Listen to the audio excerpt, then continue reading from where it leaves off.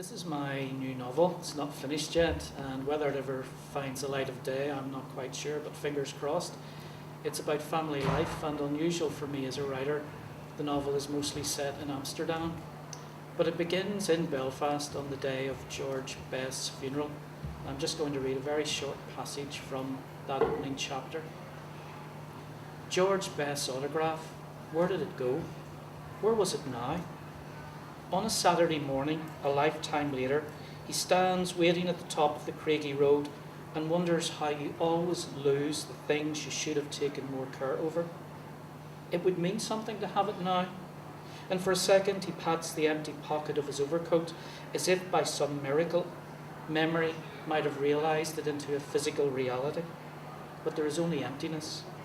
And as he turns again to look down the road that runs from the city to the Castlereagh Hills, in comfortable suburbia, the sky is grey as if hammered out of tin, the only visible colour the distant yellow of the cranes. It's an hour before the cortege is due, but already the road is lined on both sides, and just after 9:30 a.m. it does what doesn't seem possible, and the sky darkens even more, almost as if the waters of the loch flowed into the city. He wonders again why he has come, and feels a sense of confusion, edged with embarrassment. It's raining now, and people are putting umbrellas, but no one risks losing their place in return for shelter. Every few minutes heads collectively turn as a whisper spreads that the cortege is coming, but all that arrives is the rain, insistent and indifferent. All colour has now leached from the sky, and then, in the distance from the entrance to the estate, they hear the applause start, and know it's finally coming.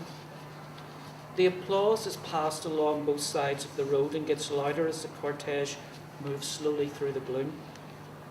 Despite the rain, George's son keeps his window down and acknowledges the crowd, and then as quickly as it came, it's gone. The applause, a fading echo along this final journey. In its wake, the road looks suddenly startled, as its wet, slicked surface is brightly spangled by the strewn flowers that have been thrown in the path of the hearse. He stands in the steady slither of the rain for a few moments, fiddling with his coat as if he's making the necessary preparations for his own journey.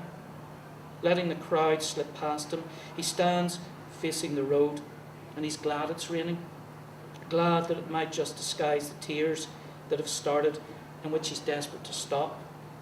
He doesn't even know why he's crying.